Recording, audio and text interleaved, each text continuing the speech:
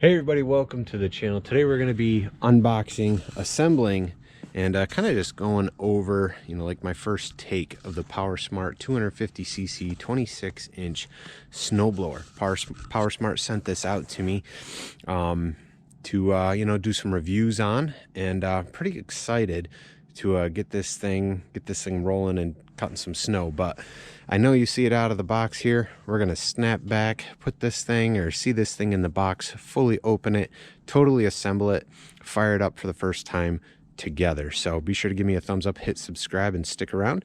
You're not gonna want to miss it. All right, guys, so looking at the box, it's in pretty good shape for shipping. This thing came FedEx. Some of the tape's ripped, whatever.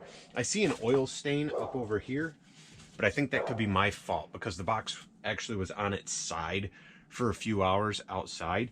And yeah, that was my fault after moving it because I left it on the dolly and left the dolly tipped back before I got it in the tent.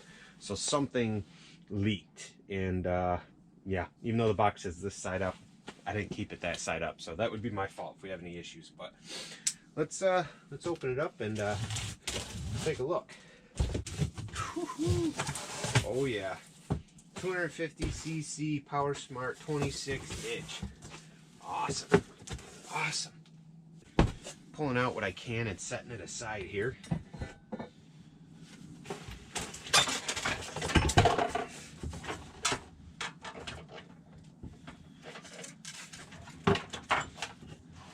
Now we might have to just cut the corners of the box and just lay it out flat to get into the machine. I think that's what we're going to do. I'm going to spin this so the front is facing you guys.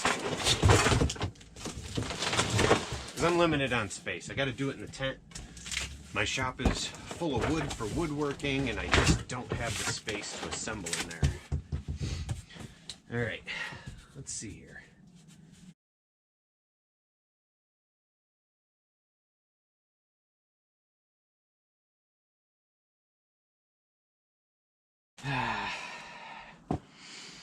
That pin looks jacked. This looks like a wheel pin. We're going to put these in a container I got here on the side. This piece for adjusting the chute.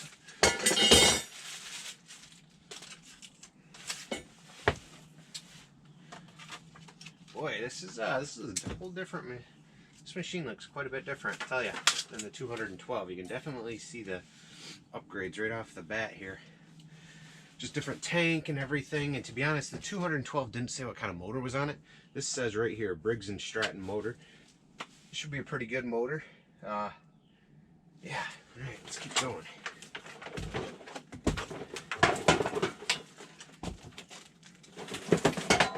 A few different things going on here. The chute is off.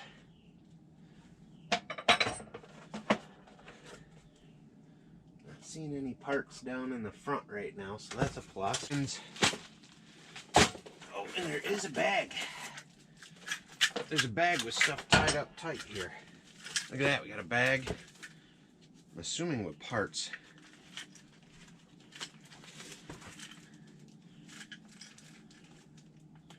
So there's one wheel pin over here in the shaft already with a cotter pin holding it in, and this one's missing it.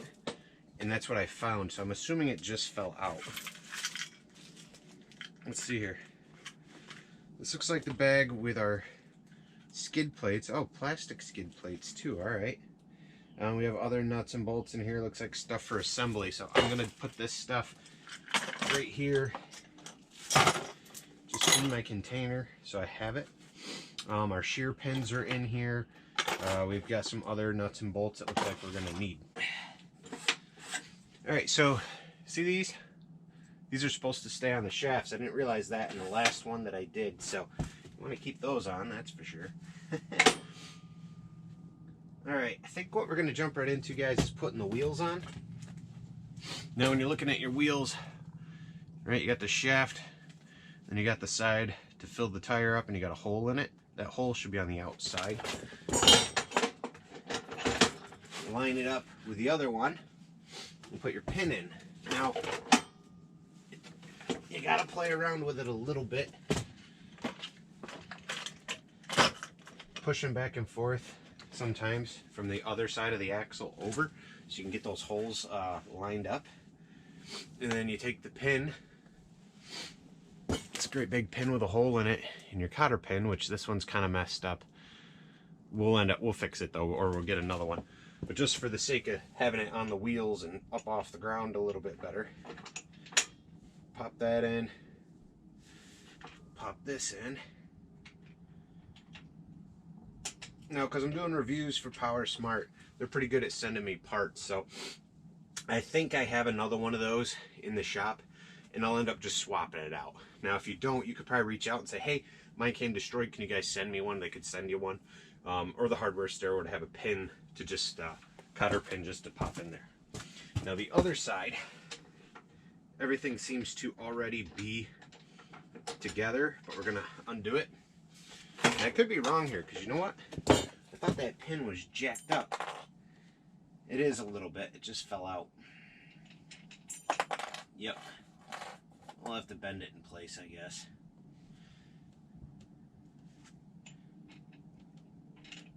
Yeah, that was a little jacked up. But, so this is what they kind of look like when they come in. They got a little bend in them anyway. Pop that wheel on the other side here. From the back, it should curve up and kind of forward. If it curves up and toward you, that's wrong. Spin it, it should curve up and forward, all right? So when you come down here and look, in this case, the bolts are already threaded in. Not all the way, but partially. So I'm going to take those out by hand. You'll see the bolts on both sides. And if you don't, there's a chance they're in the bottom of the box or in the bag. The handle facing the proper way, you got to kind of line your holes up here and try not to knock your camera over.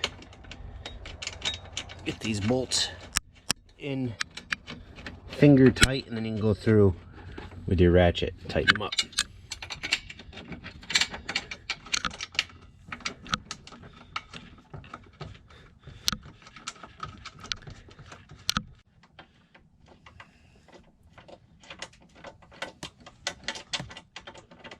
It is a 12mm socket for these 4 bolts, 2 on each side.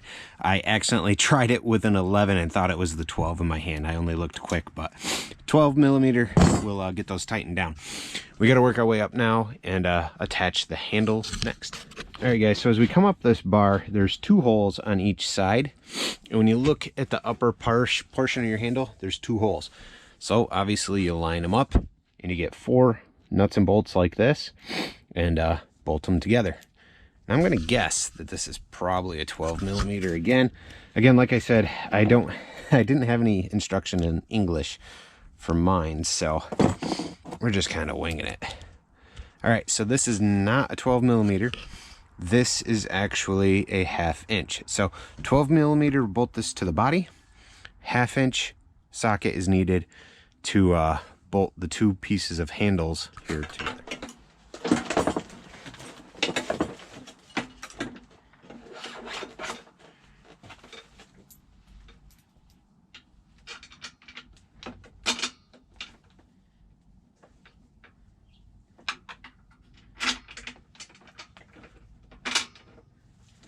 So if you're under the handle putting these in, these are a carriage bolt. See that square piece? You put them in from the inside going out, line your hole up and pop them through.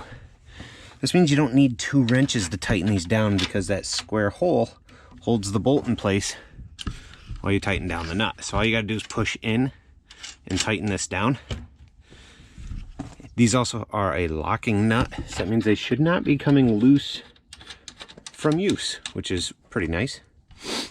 Right now I'm just putting them on as far as I can by hand, and then we'll come through and tighten them up with the socket wrench, with the ratchet.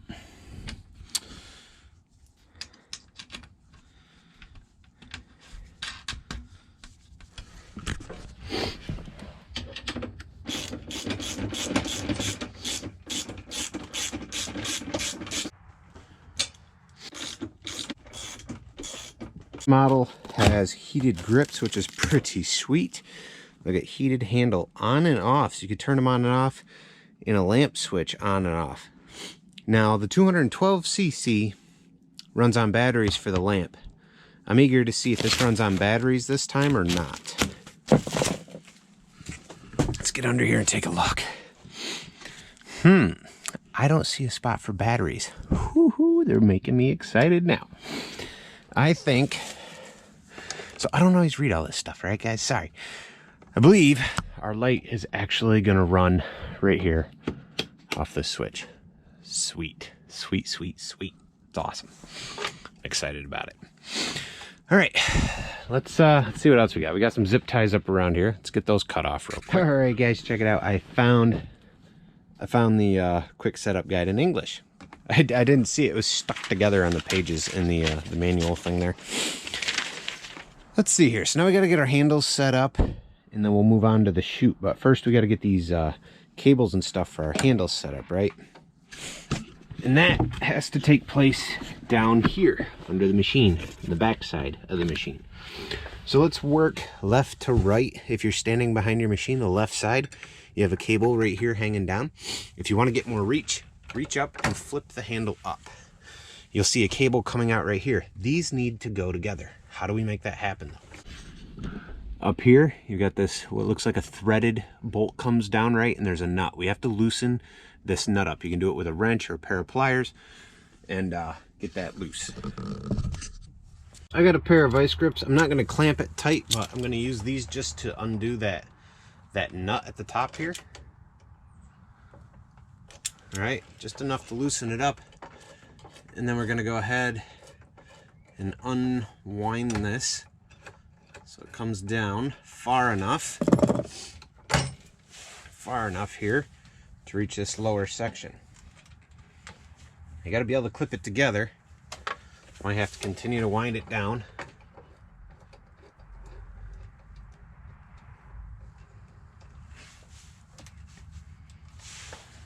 Hopefully you guys can see what I'm doing here. Reaching up, keep on winding. Ooh, we undid the whole thing. So let's just clip the wire together like this. All right. I'm going to reach back up and screw this back on. I'm not looking to make this super extremely tight. All right, want to have a little bit of tension in that wire until it kicks on, okay? And how do you know that's working? Like, you can see it all move. All right, you'll be able to see it probably better in person. I want just a little bit of slack, but not overdoing it, okay? And then we'll take that nut, spin it back down, take our pliers to the nut,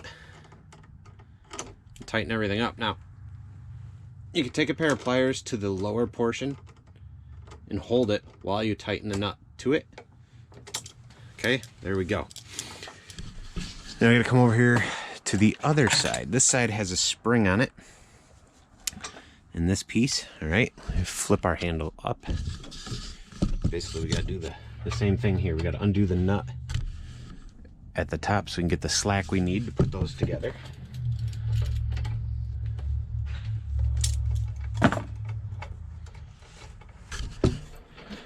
Twist everything down. Now this has a spring, so it might reach. I don't know, but it almost seemed easier on the other side to just take this completely off. But we'll bring it down a ways. We'll just see if it reaches. Not quite. So I'm just going to take that piece all the way off. Link these together. Okay, like so, and twist it back on at the top. Hey, if you guys are watching this and this video is going to help you with your snowblower, be sure to give me a thumbs up and hit subscribe. All right, guys, I've got a couple snowblower reviews on here. I like playing around with these things. It's a good time. I also do some chainsaw carving. We've got a lot of tutorials on chainsaw carving and just a lot of time-lapse videos in general, you know, having fun creating art. These are the things I like to do, the things that I am doing full-time. YouTube, chainsaw carving, creating rustic furniture, and review videos. So you guys want to show your support for that? This video helped you out and you want to help support me? give me a thumbs up, hit subscribe, and leave me some feedback. Leave me a good comment. Let me know what you guys think of the video. So once you've tightened this up, I didn't tighten this all the way. I'm going to grab the lever and just kind of make sure everything moves. All right, so this side is the drive control. It does have that spring in it, so I think I am going to tighten it up just a little bit more. I want a little bit of tension on this. It has the spring so that when you let go of that lever, the drive will shut right off. So you can just pull it and it pops up, okay? That's the goal there. So you don't want a ton of slack. You want it to be a little taut. Once you get it where you want it, hold the lower piece, grab that top nut with your pliers, or if you have a wrench that fits. I didn't have a wrench that fits, so. And I'm just tightening it down. If you can't get it tight, put a pair of pliers here and then tighten the top down on top. All right, guys, so up next, we got to get the chute on the snowblower here, and we're going to need two 10mm. We're going to need a 10mm wrench and a 10mm socket on a ratchet to do that, all right? Now, the cable for the chute is already attached here, okay? The instructions kind of go over how to put this on. Now, the other one I did, this was already, I think this might have already been attached. I don't quite remember. We have to get in here, though. Try to give you guys some camera angles and remove these two bolts on this post. It's right in front of the exhaust. There's two bolts and they got nuts on them, okay? They are a locking nut. Right now they should be finger tight. This is the kind of stuff, I will say, I wish Powersmart would put all of this stuff in the bag that they tied. The bolts that hold this on down below, I wish they'd take them out, put them in the bag. The pins for the tires, take them out, put them in the bag. These bolts have all the nuts and bolts. Everything that has to be put together, it'd be nice if they just put them in the black bag. That way they're in shipping and they're rattling around. Parts don't come out and we don't lose parts, right? So why do I bring that up? Because I'll be sending this video to Powersmart, because it is a review video for them, you know, right? And I really love the last snowblower. It did an awesome job, and I would love to see their company continue to grow and do business. So happy customer is a good customer, which in return becomes a repeat customer, right? At least that tends to be my business motto. But let's look at this chute. Now, they did on this chute what they did for the last one, which is make it out of plastic. And I'm gonna say I like the plastic chutes, guys. I really do. There are some big brands that use a plastic chute. I always feel like the wobbliness of it allows sticky snow to get out and not clog up as easy as a metal one, but my opinion. So you pick your chute up, right? It's got this rod on it. It needs to go inside that one. That's basically it. It lines up here down below. There's not much to do down here other than push everything down, line these holes up, and put those nuts and bolts back in. Tighten it all down. All right, bolted together, our chute's on, ready to go. The next thing we gotta assemble is the rod that has to come out over to here, which is this rod. It's got the handle. There's two sections of it here, okay? Now let's take a look. What is going on here? What do we gotta do here for this rod? Now, the rod with the red handle is the one that goes to the chute. Come down here. This is the exhaust side. You see where your ice pick is? There is a hole right here. See that? Put that rod with the red handle through the hole. Come over here. It's got to line up with this. So there's a cotter pin in there. Turn it until it comes up. Pull your pin out. Put your rod in. Line those holes up. Pop that cotter pin back in place. I'm trying to hold the camera and line it up, so that's fun. All right, that's in. Now we should be able to crank this. Okay. Now there's clicking in there because it's got little teeth that'll help hold this in place while snow's throwing, so hopefully it won't walk. I will say the 212cc version, I haven't had any issues with it walking. It clicks just like this and it stays in place, and that machine, I think we've started and used about 80 times this season. So that's a pretty good machine as well. I have this extra clip. I'm not sure what this goes to quite yet, but I'm sure we'll figure it out. Let's come back up top here. And let's take a look. I think I missed something. I did. This rod has to go in below the handles right here. All right, guys. So I forgot to assemble and put this rod on, okay? So on the end of the rod, you got this flat piece. And down here, there's a hole for it. Right?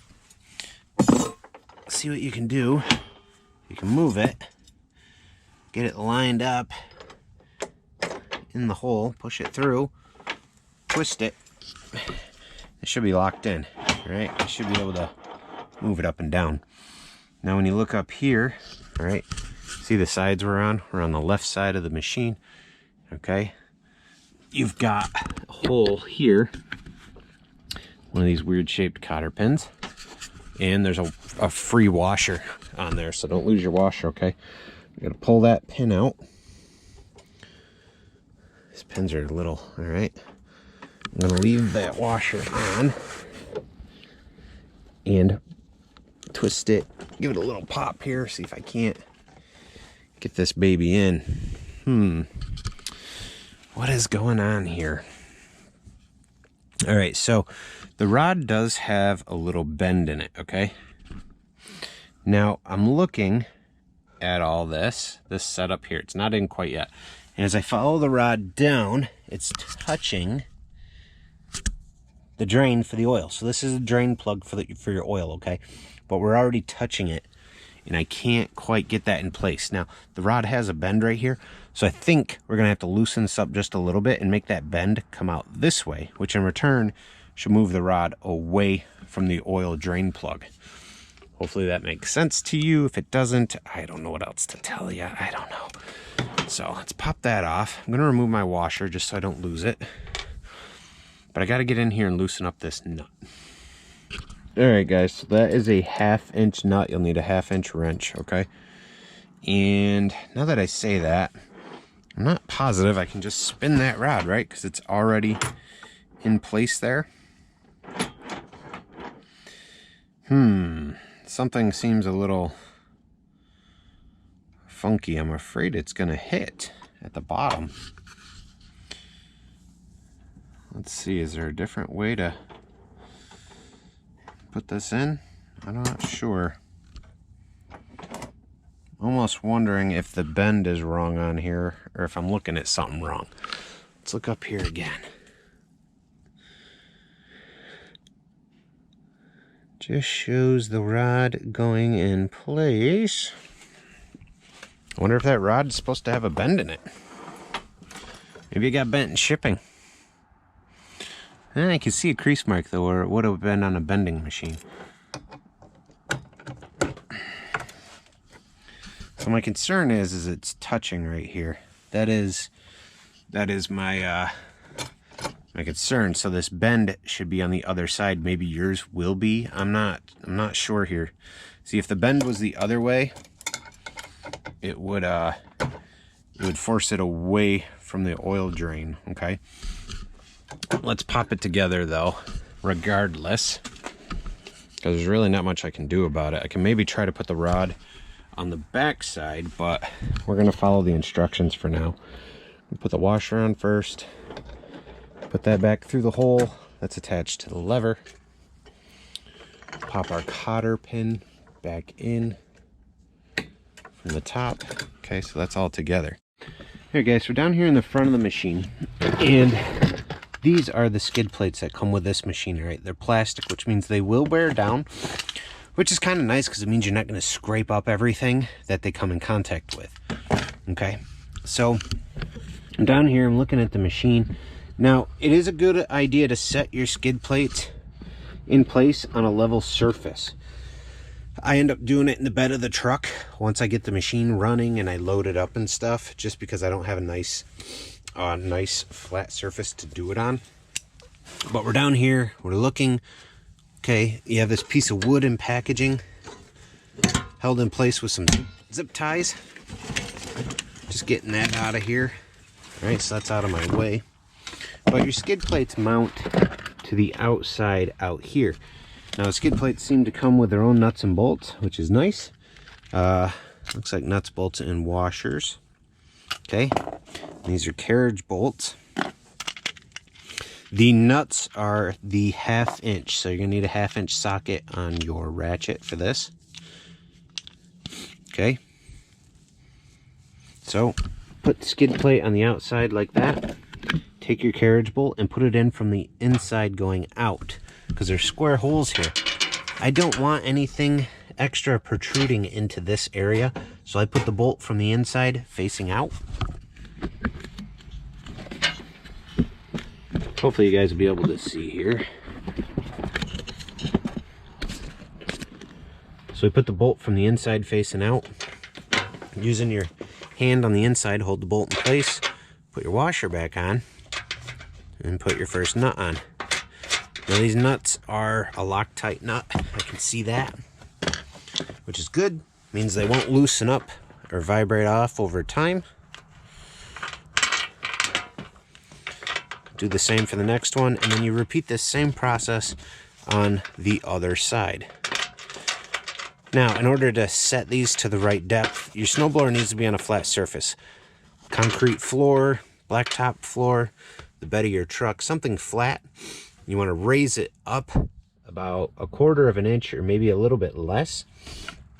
The machine, loosen these bolts, drop these down while the front of the machine's up just a little, and retighten. This will give you a little bit of a gap so the machine's not always scraping the blacktop or the concrete.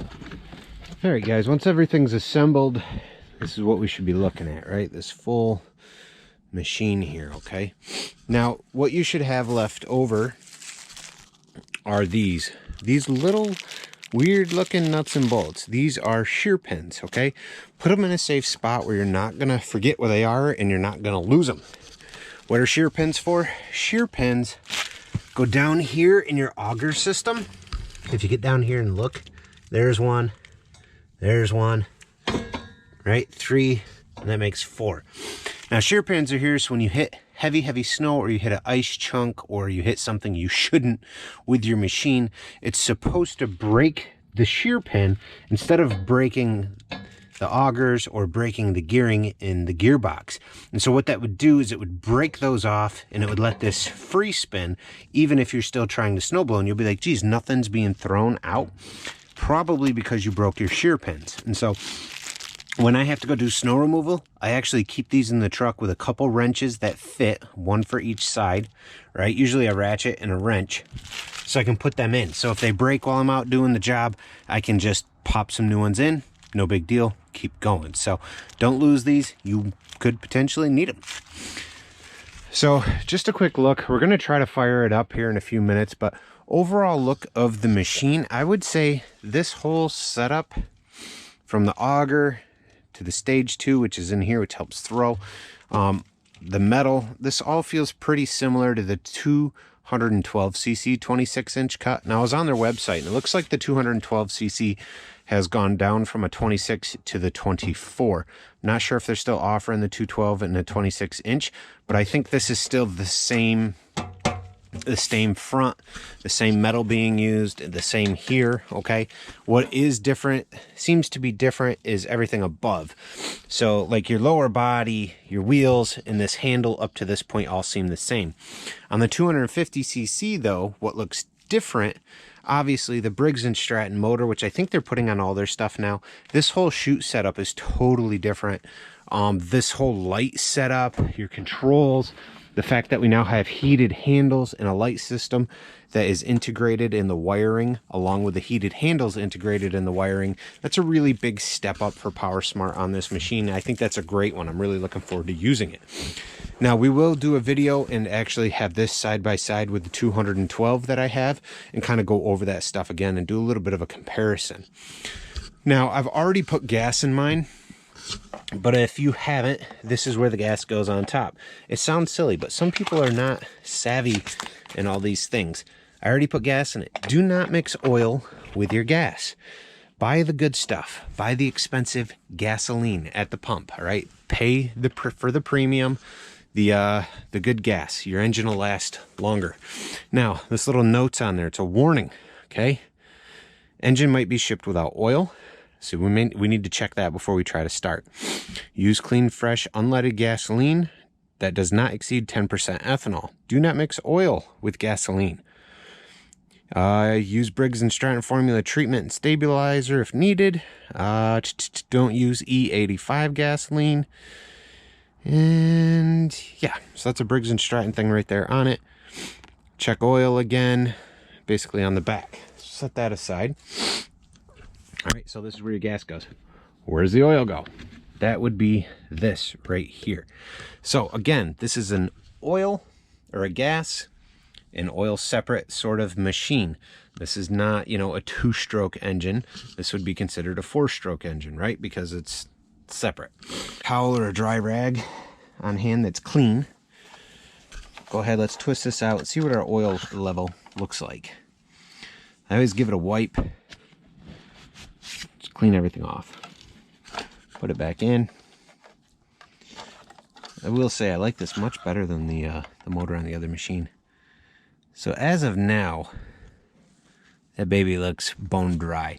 So perhaps the oil that leaked out was the oil that was just in the cylinder or up in the motor and stuff, you know, residual from draining it. A little bit of oil, I guess that could happen. What we are going to have to do though is look at our manual and see how much oil needs to be added back in. Alright guys, so let's take a look at the oil and what we got to do here. Now I've got into the owner's manual or instruction manual that came with the machine. I'm on page 9. Okay, it says snow thrower preparation, add oil. The snow thrower is shipped without oil. User must add proper amount of oil before operating the snowblower for the first time. The oil capacity of the engine crankcase is 20.29 fluid ounces. Okay, so for general use, we recommend 5W30 4-stroke engine oil. I am putting in Mobil 1 truck and SUV extra protection for hard-working engines 5W30. This is a full synthetic. I figure snowblowers, we work the crap out of these machines, right? Usually you pay a halfway decent amount of money for these machines. Why not put the good stuff in them? Right? Why not put the good stuff in that machine that you're going to work the crap out of? Because these motors have to work pretty darn hard to remove snow, so we should protect them the same way. Now, let's see. You want to check the oil level. You want to put that in. And so on this bottle, all right, I've already opened this and used some of this oil, but on this bottle, you can see on this side where my thumb is, it's like 4 ounces, 8 ounces, 12 ounces, right? Then it goes 16 and 20. We need 20.29. There's a little bit, there's like almost 24 ounces in here. So we'll put some oil in, we'll check it, we'll see if we need to add more as we go. Where do you put the oil in? Again, you remove this and add your oil there. Do not put a full quart of oil in here because it doesn't need a full quart. Okay, guys? Like, you gotta pay attention here as you're filling. Okay? Now, I don't have a full quart here. It's actually going to take just about everything I have left in this bottle. So you keep that in mind. All right, you got to pour slow, not like I just did. Try not to have it overfill. Nice, good, slow pour. See some guys use the dipstick, keep it in kind of thing. You can do it just like this. Put your oil in. Give it just a couple minutes to kind of get down through, get in everything, all right? And then what you want to do is you want to take the dipstick, put it in, all right? You got that clean rag on hand somewhere. You're gonna pull your dipstick back out. I end up wiping it off, just making sure, you know, everything gets down in. Put it in, pull it out, and see where you are. It's still on the sides making its way down, but where you want to be with oil is in this mark right here, okay? Mine isn't all in all the way yet. It's the sides still have a lot of oil on it, so the whole stick's covered. So just keep that in mind. If you guys let this sit for a few minutes and come back and check it, then you'll be able to see how much is in there. Again, add, you know, pay attention to how much is you're actually adding. so that you can stop early and just do a little bit at a time when you get close. All right, guys, so we've moved the machine outside. Once you determine you have the proper amount of oil in, fill the machine with gas, move it outside. It's usually a good option for starting. We're gonna come over here. Cool thing about this, all right, is they actually have a quick start instruction manual, like right here printed on the machine for you to see. So that's pretty easy to follow. First, we got to move the choke over, turn the machine on, follow the choke, push the primer bulb twice, and give it a pull and see if it'll fire up. Now, this does have electric start. That's what this is. First, we're going to come down here. This is an on and off valve for your gas. If it's facing down, it's off. Okay, so that should be horizontal. Turn it like a key so it's on. Horizontal is on, vertical is off. So horizontal on. Here's our key. Key's in. Turn the key all the way to the right. Okay, so that's on. Here's our speed control for the engine. That should be all the way to the right according to this. So that's on, keys on. Let's see our choke. So our choke is here at the top, okay? Choke is right here. All right, let's see. Let's turn it all the way. Well, it doesn't tell me which way. Oh wait, yes it does. So turn it like I just did. Okay, boom. Here's our primer. Our primer says push twice. 1, 2. Let's see if she fires up. See if she fires up first pull. Oh, I don't know. Might have to set you guys down for this one. There's a lot of compression on that motor. That's pretty nice. It pulls over a bit harder than the 212cc.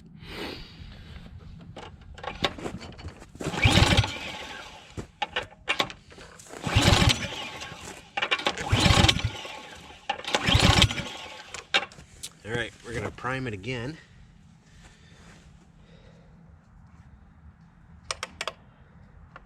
I'm gonna turn my choke the other way. 3, 4. I'm gonna do it 5 times only because there's been no gas in the machine.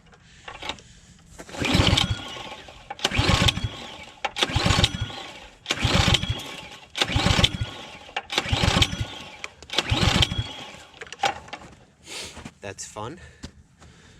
Lots of fun going on there.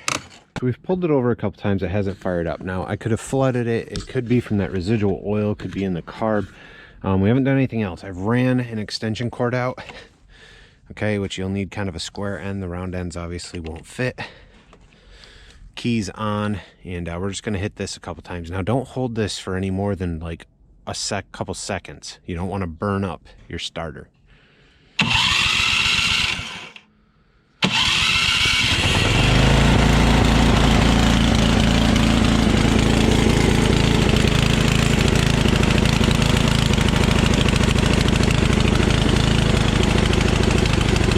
As you guys can see, it's running.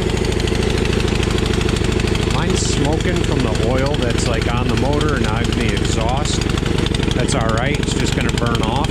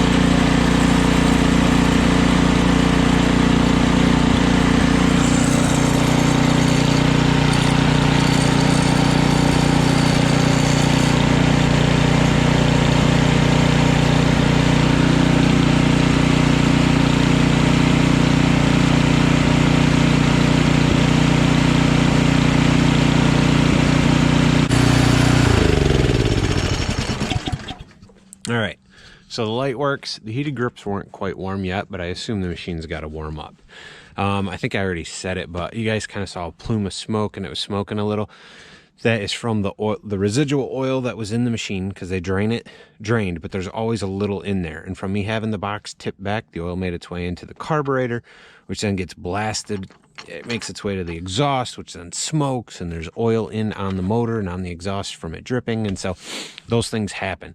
This is why it's also a good idea to do these things outside, not in your garage when you fire it up and stuff, because you'll have some smoke and obviously carbon monoxide and all that garbage. So the machine seems to be put together here pretty well. I will say, you guys know what I forgot? I forgot to tighten this nut up right here. I forgot to tighten all this back up. That's all right. We'll do that. But there it is, guys. That's on me. Don't forget to tighten that up for you. There it is, guys, though. First start, first fire up on the 250cc Powersmart 26-inch. Now that we've got it started once, though, let's turn that key. Let's see if we can fire right back up with the rip cord here.